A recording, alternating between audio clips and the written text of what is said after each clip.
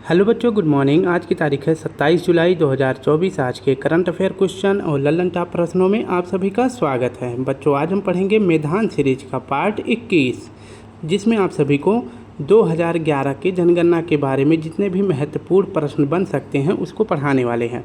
तो मेधान सीरीज का पार्ट 21 पढ़ेंगे, जिसमें हम जनगणना पढ़ने वाले हैं और साथ साथ में 27 जुलाई के 10 करंट अफेयर क्वेश्चन रहेंगे और इसके साथ साथ हम 40 लल्लन टॉप प्रश्नों का रिवीजन करने वाले हैं।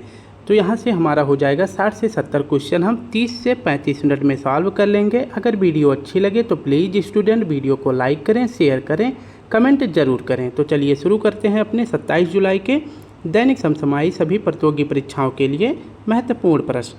पहला प्रश्न हमारा है, हाल ही में चर्चा में रहा इप्सिलॉन इंडी ऐप का संबंध किससे है? तो यह क्या है? ऑप्शन बी हमारा यह एक एक्सपो प्लेनेट है। इसका सही जवाब हो जाएगा ऑप्शन बी। इसके बारे में अध्ययन करें तो इप्सिलॉन इंडी एब क्या है? यह सबसे ठंडा एक्सपो प्लेनेट है और इसकी खोज अगर पूछे किसने किया है तो इसकी खोज अभी नासा के द्वारा किया गया है। नासा के किस टेलीस्कोप से? तो टेलीस्कोप का नाम है जेम्स वेब टेलीस्कोप के द्वारा इप्सिलॉन इंडी एब का खोज किया गया है और यह एक ठंडा एक्सो प्लेनेट है। कौन है? तो एक्सपो प्लेनेट है, ये आपको याद रखना है। अगर बात करें कि एप्सिलॉन इंडी एब पृथ्वी से कितना दूर है, तो पृथ्वी से 12 प्रकाश वर्ष दूर है। जिसकी खोज किसने करी है? नासा ने करी है। अगर बात करते हैं कि दूरी की सबसे बड़ी इकाई कौन सी है, तो पारसेक है। दूरी की इकाई जो है प्रकाश वर्ष भी होता है, लेकिन प्रकाश वर्ष से बड़ी अगर पूछे या फिर पूछे दूरी की सबसे बड़ी इकाई कौन सी है, पारसेक है। एक पारसेक बराबर कितना प्रकाश वर्ष होता है? तो 3.26 प्रकाश वर्ष होता है। नेक्स्ट हमारा है क्षुद्र ग्रह, जिसका नाम है क्षुद्र ग्रह 2005 EX 296 का नया नाम किस भारतीय के नाम पर रखा गया है? तो इस क्षुद्र ग्रह का क्या नाम है? 2005 EX 296 इसका नया नाम रख दिया गया है भारतीय व्यक्ति के नाम पर, जयंत मूर्ति के नाम पर। नेक्स्ट हम देख लेते हैं, बृहस्पति के किस चंद्रमा पर ओजोन की खोज की गई है? तो कैलिस्टो उपग्रह पर ओजोन की खोज की गई है, जो कि बृहस्पति का एक उपग्रह है। मैगेलन मिशन किसने शुरू किया है? तो नासा ने शुरू किया था। और मैगेलन मिशन पूछे किस ग्रह के लिए शुरू किया गया है? तो यह शुक्र ग्रह के लिए शुरू किया गया है।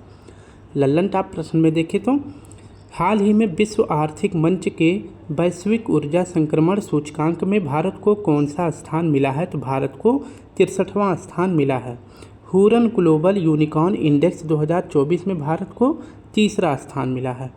पहला स्थान पूछे किसका है? USA का है। और दूसरा स्थान पूछे किसका है? तो दूसरा स्थान रूस का है। और तीसरा स्थान पूछे किसका है? इसमें जो है पहला स्थान USA का, दूसरा स्थान चीन का है और तीसरा स्थान जो है पूछे किसका है? तो अपने भारत का है। यूनिकॉर्न अगर हुरन ग्लोबल यूनिकॉर्न इंडेक्स में पूछे पहला स्थान USA का, दूसरा स्थान चीन का, तीसरा स्थान भारत का। विश्व साइबर अपराध सूचकांक में भारत को कौन सा स्थान प्राप्त है? तो भारत को 10वां स्थान प्राप्त है। हाल ही में G शिखर सम्मेलन 2024 कहाँ आयोजित हुआ है? तो पुगालिया इटली में आयोजित हुआ है। वैश्विक लैंगिक अंतराल सूचकांक 2024 में भारत को कौन सा स्थान मिला है? तो भारत को 129वां स्थान मिला है। हाल ही में पहला महासागर दशक सम्मेलन कहाँ हुआ है? तो यह बार्सिलोना स्पेन में हुआ है। दूसरा प्रश्न हमारा है, हाल ही में विश्व अंतरिक्ष पुरस्कार के लिए किसे चुना गया है? तो विश्व अंतरिक्ष पुरस्कार के लिए चंद्रयान 3 मिशन को चुना गया है। ऑप्शन ए हमारा सही हो जाएगा। विश्व अंतरिक्ष पुरस्कार के लिए चंद्रयान 3 को चुना गया है क्योंकि चंद्रयान 3 जो है चांद के दक्षिणी ध्रुव पर सॉफ्ट लैंडिंग किया था और सॉफ्ट लैंडिंग के कारण जो है दक्षिणी ध्रुव पर लैंड करने वाला विश्व का पहला देश कौन बन गया है? तो यह भारत बन गया है। और अगर पूछे कि भारत को विश्व अंतरिक्ष पुरस्कार कब मिलेगा, चंद्रयान 3 को कब मिलेगा, तो यह मिलेगा अक्टूबर 2024 में, जिसकी अंतरिक्ष सम्मेलन की बैठक कहाँ पे होगी? तो यह बैठक होगी मिलान इटली में होगी। और यहीं पर जो है भारत की स्पेस एजेंसी नासा इसरो का जो ये मिशन है चंद्रयान 3, इसको जो है विश्व अंतरिक्ष पुरस्कार से सम्मानित किया जाएगा। अब नेक्स्ट देख लेते हैं चंद्रयान 3 के बारे में। इसे लॉन्च कब किया गया था? तो 14 जुलाई को लॉन्च किया गया था। और लैंड कब किया था, तो चांद के साउथ पोल पर 23 अगस्त 2023 को लैंड किया था। इसलिए 23 अगस्त को जो है राष्ट्रीय अंतरिक्ष दिवस मनाया जाएगा। और 14 जुलाई को क्या मनाया जाता है, तो बास्तिल दिवस मनाया जाता है। तो बास्तिल दिवस पूछे कब मनाया जाता है, तो यह 14 जुलाई को मनाया जाता है। अगर पूछे चंद्रयान 3 को किस रॉकेट से लॉन्च किया गया था, तो रॉकेट का नाम है LVM 3 M4 रॉकेट से लॉन्च किया गया है। इसे बाहुबली रॉकेट भी कहते हैं। चांद के दक्षिणी पॉइंट पर जहां पर चंद्रयान 3 लैंड किया था उसका नाम रखा गया है शिव शक्ति पॉइंट। क्वेश्चन लल्लन का प्रश्न हमारा है, हाल ही में यूरोपीय निवेश बैंक की अध्यक्ष बनने वाली पहली महिला कौन है, तो नादिया कैल्विनो है। ये यूरोपीय निवेश बैंक की अध्यक्ष बनाई गई हैं। नाटो के महासचिव कौन बनाए गए हैं, तो मार्क रूटो बनाए गए हैं। नेक्स्ट प्रश्न हमारा है, हाल ही में MS स्वामीनाथन पुरस्कार से किसे सम्मानित किया गया है, तो प्रोफेसर BR कम्बोज को सम्मानित किया गया है। प्रभा वर्मा जी को 33वां सरस्वती सम्मान से सम्मानित किया गया है। और इन्हें पूछे किस भाषा के लिए 33वां सरस्वती सम्मान मिला है, तो मलयालम भाषा के लिए मिला है। हाल ही में हिम तेंदुआ को किसने राष्ट्रीय प्रतीक घोषित किया है, तो देश में पूछे तो किर्गिस्तान है, यूटी में पूछे तो लद्दाख ने अपना राजकीय पशु घोषित किया है तेंदुआ को। हाल ही में चदुम्बी महोत्सव का आयोजन कहाँ हुआ है, तो यह असम में हुआ है। तीसरा प्रश्न देखिए, तो वर्ष 2024 में क्वाड देशों का वार्षिक नेतृत्व शिखर सम्मेलन किसकी मेजबानी में होगा, तो 2024 का क्वाड देशों का वार्षिक नेतृत्व कौन करने वाला है, तो ऑप्शन बी हमारा सही हो जाएगा, भारत करने वाला है। क्वाड जो है ये 4 देशों का एक संगठन है जिसमें USA, भारत, ऑस्ट्रेलिया और जापान शामिल हैं। और यह क्वाड जो है इस संगठन की स्थापना पूछे किसके लिए किया गया था, तो यह काउंटर करने के लिए चीन को काउंटर करने के लिए क्वाड की स्थापना की गई थी। इन 4 देशों का आपसी एक सम्मेलन होता है, एक अभ्यास होता है जिसको कहते हैं मालाबार अभ्यास। तो मालाबार अभ्यास में कौन से 4 देश शामिल होते हैं, USA, भारत, ऑस्ट्रेलिया, जापान शामिल होते हैं। क्वाड की कल्पना अगर पूछे सबसे पहले किसने करा था, तो 2007 में शिंजो आबे ने किया था, जो कि जापान के पूर्व PM रह चुके थे। नेक्स्ट बात करें कि क्वाड की स्थापना कब होती है, तो क्वाड की स्थापना होती है 2017 में। 2023 में अगर पूछे क्वाड का सम्मेलन कहाँ पे हुआ था, हिरोशिमा जापान में इसका सम्मेलन हुआ था। और वहीं पूछे कि 2024 में क्वाड का सम्मेलन कहाँ होगा, तो इसका सम्मेलन यानी मेजबान होगा भारत। नेक्स्ट हमारा प्रश्न है, हाल ही में पहली अंतर्देशीय जलमार्ग विकास परिषद की बैठक कहाँ प्रारंभ हुई है, तो कोलकाता पश्चिम बंगाल में हुई है। हाल ही में गैब्रियल अटल किस देश के सबसे युवा और पहले समलैंगिक प्रधानमंत्री बने हैं, तो इसका सही जवाब हो जाएगा फ्रांस के। हाल ही में देश की पहली 100% इलेक्ट्रिक बाइक टैक्सी सेवा वायु प्रारंभ की है, तो वायु प्रारंभ किया गया है असम सरकार के द्वारा। यूनाइटेड कप 2024 की विजेता टीम कौन सी है, तो जर्मनी है। चौथा प्रश्न हमारा है, हाल ही में सुप्रीम कोर्ट ने किस पर कर लगाने का राज्य को विधायी अधिकार दे दिया है, तो इनमें से कौन सा कर है जिस पर अधिकार राज्य को दे दिया गया है सुप्रीम कोर्ट के द्वारा, तो इसका सही जवाब हो जाएगा ऑप्शन सी। अभी जो है हाल ही में सुप्रीम कोर्ट की 9 न्यायाधीशों की एक संवैधानिक पीठ बैठी है। अगर जो है 5 से अधिक जज जो है किसी भी केस में बैठ जाते हैं तो उसे क्या कहा जाता है, उसे संवैधानिक पीठ कहा जाता है। और अभी हाल ही में सुप्रीम कोर्ट के 9 न्यायाधीशों ने एक फैसले पर जो है अपना मत दिया है। और यह कैसी पीठ है, तो यह एक संवैधानिक पीठ है। और इन 9 न्यायाधीशों की अगर पूछे अध्यक्षता किसने करी है, तो DY चंद्रचूड़ साहब ने करी है, जो कि भारत के मुख्य न्यायाधीश हैं वर्तमान में। अगर पूछे इसमें फैसला जो है किस पक्ष से रहा है, तो इसमें फैसला जो सुनाया गया है 8-1 पक्ष से सुनाया गया है, यानी कि 8 लोग जो है पक्ष में थे और एक जो है न्यायाधीश विपक्ष में थे, जिनका नाम जो है हम याद रख सकते हैं। 8 का तो नहीं रख सकते, लेकिन एक याद रख सकते हैं। विपक्ष में कौन थे, तो PV नगरत्ना जी थे। और इसमें जो है फैसला किस पर सुनाया गया है, तो जो खनिज और खनिज युक्त भूमि है इस पर जो है कानून बनाने का अधिकार किसको दे दिया गया है, तो कानून बनाने का अधिकार जो है राज्य सरकार को दे दिया गया है। और इसका पूछे कि उल्लेख किस अनुच्छेद में किया गया है, तो अनुच्छेद 246 सूची 2 के एंट्री नंबर 49 में किया गया है।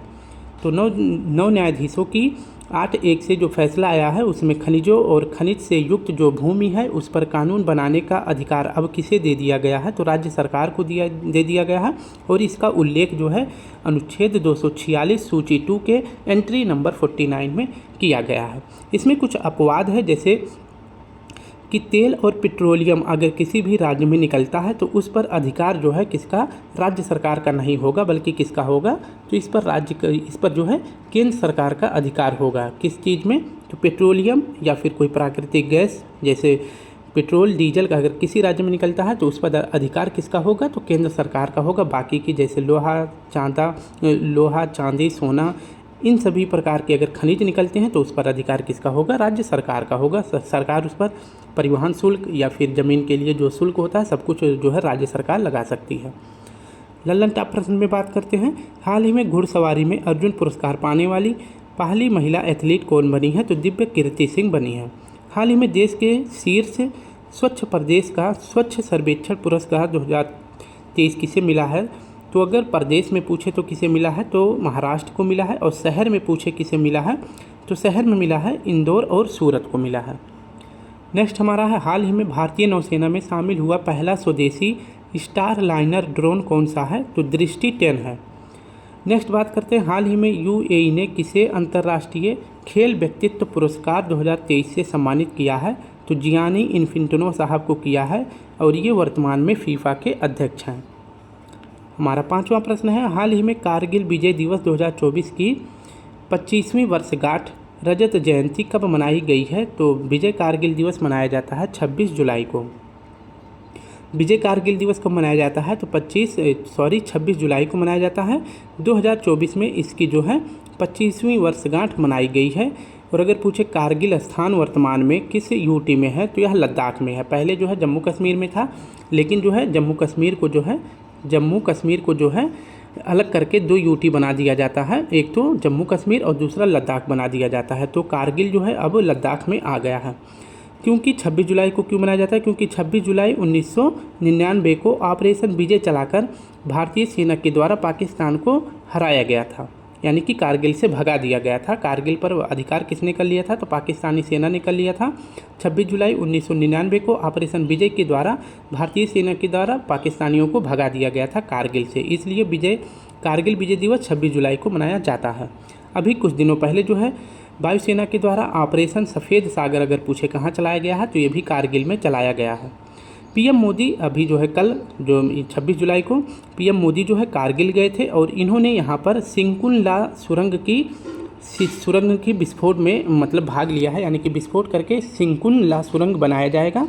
कहाँ पर, कारगिल में, जो कारगिल को लेह से जोड़ेगा। और इसकी लंबाई कितनी रहेगी, तो सिंकुल-ला सुरंग की लंबाई टोटल रहेगी 4.1 किलोमीटर। अगर यह सुरंग बन जाती है तो विश्व की सबसे ऊंची सुरंग कौन सी कहलाएगी, तो सिंकुल-ला सुरंग कहलाएगी। ये भी आपको याद रखना है। नेक्स्ट प्रश्न की बात करते हैं, कुछ महत्वपूर्ण ऑपरेशन देख लेते हैं जो भारत सरकार के द्वारा चलाया गया है। जैसे ऑपरेशन इंद्रावती कहाँ चलाया गया है, तो यह चलाया गया है हैती में। नेक्स्ट बात कर लेते हैं, ऑपरेशन गंगा यूक्रेन में चलाया गया था। ऑपरेशन अजय इजराइल में चलाया गया था। ऑपरेशन कैक्टस मालदीव में चलाया गया था। और ऑपरेशन मेघदूत सियाचिन में चलाया गया था 1984 में। ऑपरेशन कावेरी सूडान में चलाया गया था। ऑपरेशन करुणा म्यांमार में चलाया गया था। नेक्स्ट बात कर लेते हैं लल्लन टॉप प्रश्न में, हाल ही में भारत के पहले और एशिया के 5वें डार्क स्काई पार्क की मान्यता किसे मिली है, तो पेंच टाइगर रिजर्व को मिली है। हाल ही में भारतीय सेना दिवस 2024 का आयोजन कहाँ हुआ है, तो यह लखनऊ में आयोजित हुआ है। हाल ही में नीति आयोग की बहुआयामी गरीबी रिपोर्ट के अनुसार सर्वाधिक गरीबी में कमी दर्ज करने वाला राज्य कौन सा है, तो उत्तर प्रदेश है। हाल ही में फीफा ने पुरुष वर्ग में सर्वश्रेष्ठ फुटबॉल खिलाड़ी 2023 का पुरस्कार किसे प्रदान किया है, तो लियोनेल मेसी को प्रदान किया गया है। नेक्स्ट हमारा प्रश्न है छठा, हाल ही में भुगतान ऐप बॉबी पे और MDG नेक्स्ट का अनावरण किसने किया है, तो बॉबी पे और MDG नेक्स्ट का अनावरण किया गया है। इसका सही जवाब हो जाएगा option A, bank of Baroda के द्वारा, जिसे हम BOB बैंक भी कहते हैं।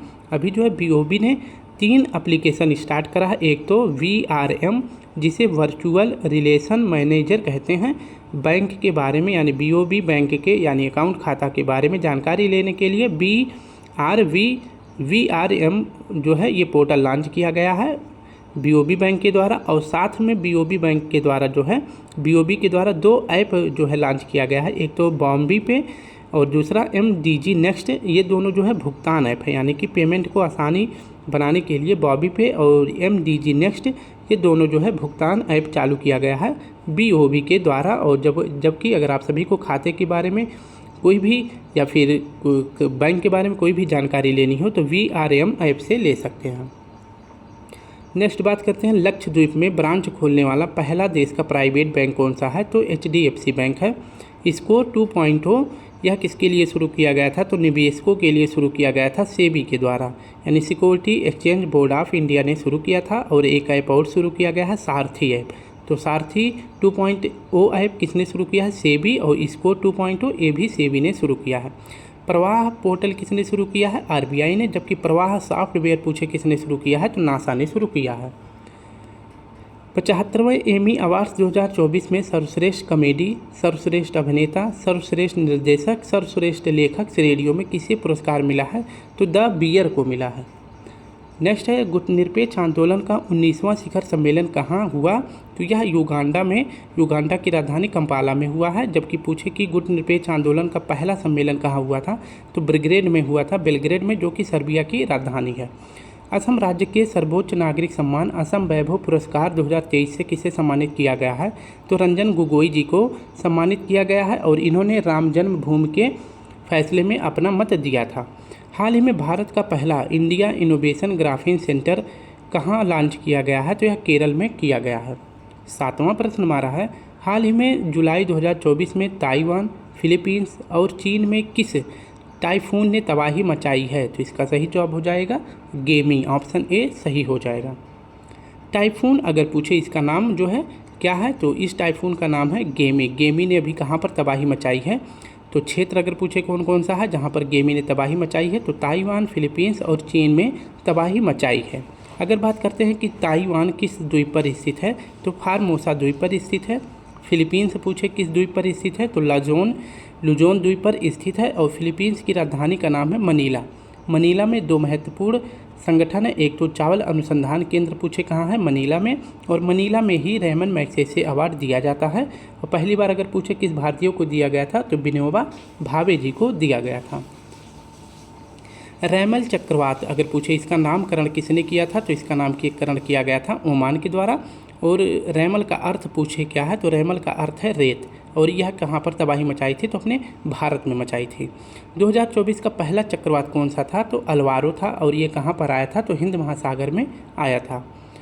हाल ही में लॉन्च इंडियन इम्यूनोलॉजिकल्स की देश की पहली स्वदेशी वैक्सीन हेबिस्योर का संबंध किससे है? तो हेबिस्योर का संबंध है हेपेटाइटिस ए से। PM मोदी ने 1 करोड़ परिवार को छत और सौर ऊर्जा प्रणाली उपलब्ध कराने के लिए कौन सी योजना की घोषणा करी है? तो PM सूर्योदय योजना की शुरुआत की है। हाल ही में संस्थागत श्रेणी में सुभाष चंद्र बोस आपदा प्रबंधन पुरस्कार 2024 के लिए किसे चुना गया है? तो यह अब की बार दिया जा रहा है 60 parachute field hospital Uttar Pradesh को दिया जा रहा है। हाल ही में सऊदी अरब के जॉय अवार्ड में सम्मानित होने वाली पहली भारतीय महिला कौन है? तो आलिया भट्ट हैं। नेक्स्ट हमारा प्रश्न है 8वां, हाल ही में भारत की पहली एकीकृत कृषि निर्यात सुविधा कहाँ स्थापित करने की घोषणा की गई है? तो भारत की पहली एकीकृत कृषि सुविधा कहाँ स्थापित करने की घोषणा की गई है? तो इस पोर्ट का नाम है Jawaharlal Nehru port, option D सही हो जाएगा। एकीकृत कृषि निर्यात सुविधा यह भारत का पहला है और इसकी स्थापना पूछे कहाँ की जा रही है? तो जवाहरलाल नेहरू बंदरगाह में किया जा रहा है, जो कि मुंबई में है। अगर पूछे एकीकृत कृषि निर्यात सुविधा को लॉन्च किसने किया है? तो सर्बानंद सोनोवाल जी ने करा है, जो कि वर्तमान में जहाजरानी मंत्री हैं। और इसकी लागत अगर पूछे कितनी है? तो इसकी लागत जो है 284 करोड़ है, जो कि PP मॉडल पर आधारित है, यानी सरकार और प्राइवेट कंपनी इसमें जो है अपना रुपया खर्च करके एकीकृत कृषि निर्यात सुविधा को लॉन्च करने वाली है। और यह स्थापित कहाँ की जाएगी, किस पोर्ट से इसकी शुरुआत की जाएगी? तो जवाहरलाल नेहरू बंदरगाह से शुरुआत किया जाएगा। और इस पोर्ट से जो है कृषि के जो भी सामान हैं जैसे चावल, मसाले, गेहूँ, प्याज आदि चीज़ों का जो है जवाहरलाल नेहरू बंदरगाह से निर्यात किया जाएगा। तो यह भारत का पहला हो जाएगा। बाकी के ऑप्शन में जैसे कंडला बंदरगाह कहाँ पे है, तो यह गुजरात में है, इसका नाम दीनदयाल उपाध्याय कर दिया गया है बदलकर। मंगलोर बंदरगाह कहाँ पे है, तो कर्नाटक में है। विझिगम अगर पूछे बंदरगाह कहाँ पे है, तो केरल में है। और इस पोर्ट की अभी हाल ही में शुरुआत हुई है। और इस पोर्ट पर अगर पूछे किस देश का पहली बार जहाज आया था, तो चीन का जहाज आया था इस पोर्ट पर। ठीक है, नेक्स्ट प्रश्न है, भारत की पहली वैदिक घड़ी कहाँ स्थापित हुई है, तो उज्जैन में हुआ है। हाल ही में आईआईटी मद्रास का पहला ऑफशोर कैंपस कहाँ स्थापित हुआ है, तो जंजीबार द्वीप पर स्थापित हुआ है। और इस पर अधिकार किसका है, तो तंजानिया का है। और अगर पूछे कि जो आईआईटी मद्रास का पहला ऑफशोर कैंपस जंजीबार में स्थापित हुआ है, इसकी पहली महिला अध्यक्ष कौन बनाई गई हैं, तो प्रीति अगलायन बनाई गई हैं। कौन बनाई गई हैं, प्रीति अगलायन बनाई गई हैं। नेक्स्ट हमारा प्रश्न है, भारत की पहली अंडर वाटर मेट्रो कहाँ प्रारंभ हुई है, तो यह प्रारंभ हुई है कोलकाता हुगली नदी में। हड़प्पा सभ्यता का प्रमुख बंदरगाह पूछे कौन सा था, तो लोथल था। 9वां प्रश्न है, हाल ही में 33वें ओलंपिक खेलों के ऐतिहासिक उद्घाटन समारोह का आयोजन कहाँ हुआ है, तो आप सभी को ये पता ही है, पेरिस में हुआ है। इसके बारे में यह शुरू हो चुका है, इसके बारे में एक एक प्रश्न डेली आप सभी को बता दिया जाएगा। 33वां ओलंपिक अगर पूछे कहाँ पे हो रहा है, तो पेरिस फ्रांस में हो रहा है। इसका उद्घाटन यानी इसकी शुरुआत 26 जुलाई 2024 से किया गया है। और यह कहाँ पर हो रहा है, तो सीन नदी के किनारे खेला जा रहा है। और कब तक चलेगा, तो 26 जुलाई से 11 अगस्त तक 33वां ओलंपिक खेल का आयोजन किया जाएगा। इसमें जो है 33वें ओलंपिक में भारत की तरफ से 16 खेल शामिल किए, मतलब 16 खेलों के 100 खिलाड़ी इसमें भाग लिए हैं।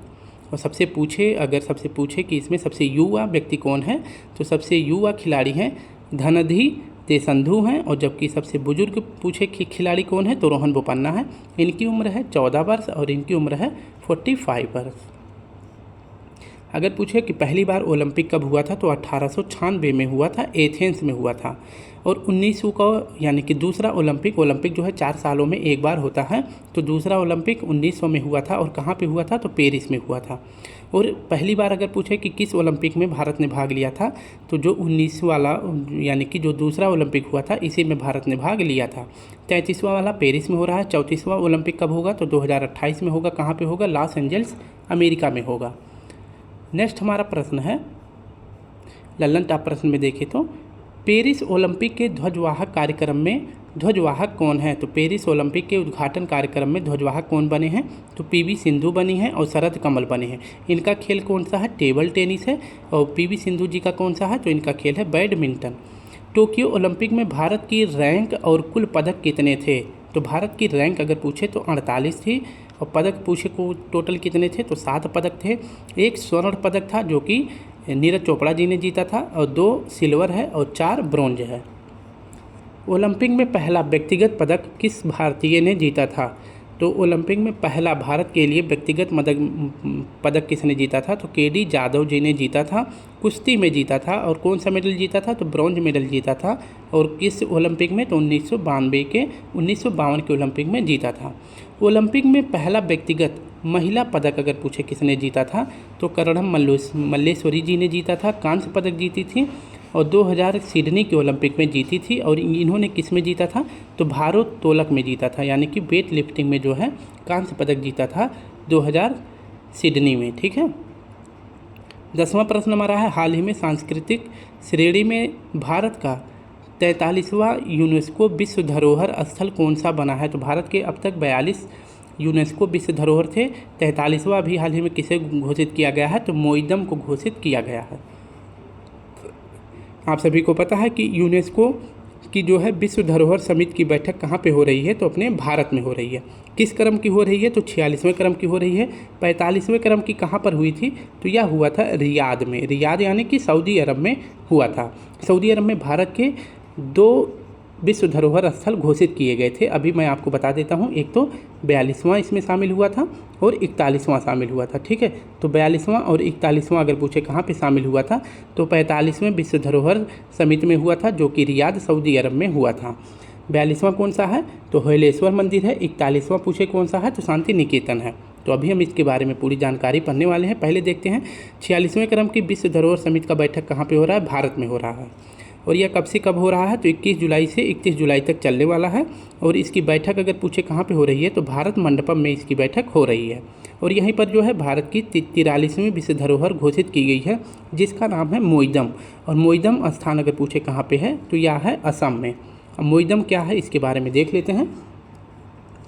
मोइदम जो है यह अहोम साम्राज्य का, जो अहोम साम्राज्य के राजवंश होते थे, अगर उनकी मृत्यु हो जाती थी तो उनको दफनाने के लिए जो ईंट और पत्थर से तहखाना यानी कि कब्र बनाए जाते थे, उसी को जो है मोइदम कहा जाता है। ठीक है, तो अभी हाल ही में 43वें क्रम की विश्व धरोहर सूची में किसे शामिल किया गया है, तो मोइदम को शामिल किया गया है, जो कि किस साम्राज्य से संबंधित है, तो अहोम साम्राज्य से संबंधित है। मोइदम आप सब याद रखने के लिए इसे कह सकते हैं कि मोइदम एक प्रकार का कब्रगाह है। ठीक है, मैंने बताया था 42वां कौन सा है जो शामिल किया गया था 45वें विश्व धरोहर समिति में, तो 42वां था होयलेश्वर मंदिर, 41वां शांति निकेतन था। 42वां पूछे कहाँ पे है, तो यह कर्नाटक में है। और इसके बाद शांति निकेतन वाला पूछे कहाँ पे है, तो यह वेस्ट बंगाल में है। और वहीं पूछे कि नॉर्थ ईस्ट का पहला सांस्कृतिक धरोहर कौन सा है, तो पहला जो है मोइदम बना है। तो पहला सांस्कृतिक धरोहर अगर पूछे उत्तर भारत का कौन सा घोषित किया गया है, तो मोइदम किया गया है। इसके पहले 2 थे, लेकिन ये सांस्कृतिक धरोहर नहीं थे। तो पहला कौन था, तो काजीरंगा नेशनल पार्क था, और दूसरा था मानस नेशनल पार्क। लेकिन सांस्कृतिक वाला पहली बार ये घोषित किया है, इसे आप याद रखेंगे, इंपॉर्टेंट हो जाता है। मोइदम है, जो कि 46वीं बैठक जो यूनेस्को की हमारे भारत में हो रही है, तो यहाँ पे इसको घोषित किया गया है। अगर बात करते हैं कि वर्तमान में विश्व धरोहर सूची में भारत के कितने स्थल हैं, तो 43 हैं। कितने हैं, तो 35 जो है सांस्कृतिक हैं, 7 प्राकृतिक हैं, और 1 मिश्रित है जो कि कंचनजंगा है, और ये कहाँ पे है, यह सिक्किम में है। ललन टॉप प्रश्न में बात करते हैं, भारत में कुल कितने अमूर्त धरोहर हैं, तो भारत में कुल 15 अमूर्त धरोहर हैं। 15वां कौन सा है, गरबा है, जो कि गुजरात का है। और 14वां पूछे कौन सा है, दुर्गा पूजा है, और ये कहाँ का है, पश्चिम बंगाल का है। हाल ही में साहित्य का शहर किसे घोषित किया गया है, तो कोझिकोड को किया गया है, और ये केरल का शहर है।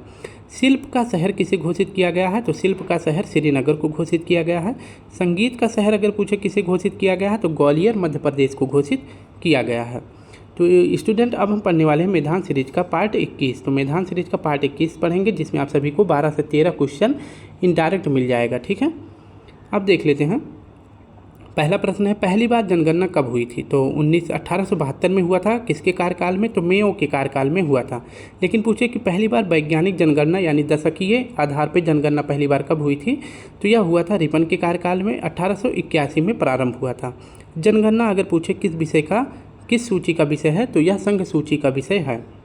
2011 की जनगणना का ध्येय वाक्य क्या है, तो ध्येय वाक्य है आवर सेंसस आवर फ्यूचर, इसका ध्येय वाक्य है। और 2011 की जनगणना के अगर पूछे अध्यक्ष कौन थे, तो चंद्रमौली साहब थे। 2011 की जनगणना के अनुसार सर्वाधिक लिंगानुपात वाला राज्य कौन सा है, केरल है। और यहाँ पे लिंगानुपात कितना है, तो 1084 है, यानी कि 1000 पुरुष पे जो है कितनी महिलाएं हैं, तो 1084 महिलाएं हैं, यानी कि 84 महिलाएं ज़्यादा हैं।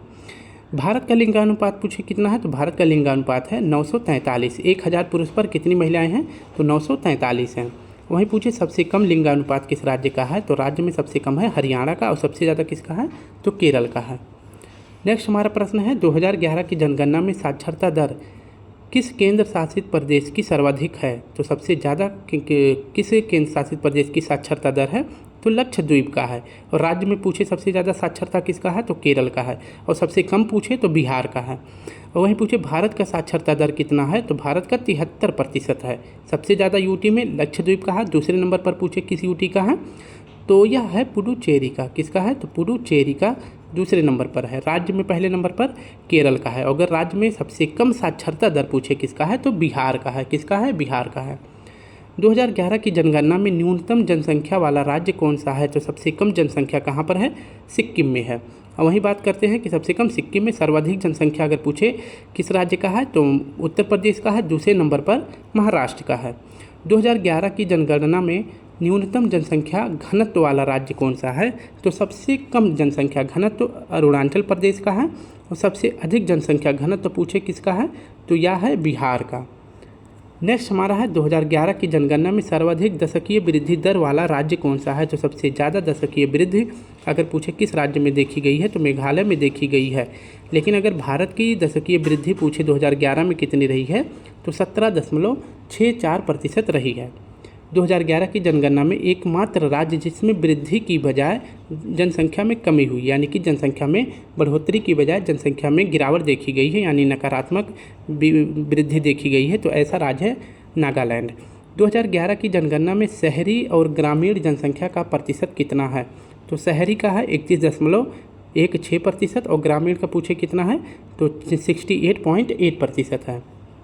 नेक्स्ट हमारा है जनगणना अधिनियम किस वर्ष से संबंधित है। तो जनगणना अधिनियम संबंधित है 1948 से। 2011 की जनगणना में सर्वाधिक जनसंख्या घनत्व वाला राज्य केंद्र शासित प्रदेश कौन सा है। तो सबसे अधिक अगर पूछे जनसंख्या घनत्व राज्य में किसका है, बिहार का है। और यूटी में पूछे यानी केंद्र शासित प्रदेश में पूछे तो दिल्ली का है। लेकिन अगर पूछे कि राज्य और केंद्र शासित प्रदेश में सबसे अधिक जनसंख्या घनत्व किसका है तो दोनों में अगर पूछे किसका है तो वह दिल्ली का है। ठीक है। 2011 की जनगणना में अनुसूचित जाति जनजाति का प्रतिशत कितना है। तो अनुसूचित जनजाति यानी शेड्यूल ट्राइब की प्रतिशत कितना है। तो 2011 की जनगणना के अनुसार तो 8.6% है। तो कितना है अनुसूचित जनजाति का प्रतिशत 2011 की जनगणना में तो 8.6% है। जबकि बात करें 2011 की जनगणना में अनुसूचित जाति, यहाँ पे अनुसूचित जाति है और यहाँ पे अनुसूचित जनजाति है, तो दोनों को याद रखेंगे, ध्यान में रखेंगे। अनुसूचित जाति का प्रतिशत कितना है तो अगर बात करें शेड्यूल कास्ट का कितना प्रतिशत है तो 16.6% है। तो डाटा आप सभी को एग्जैक्ट याद रखना है।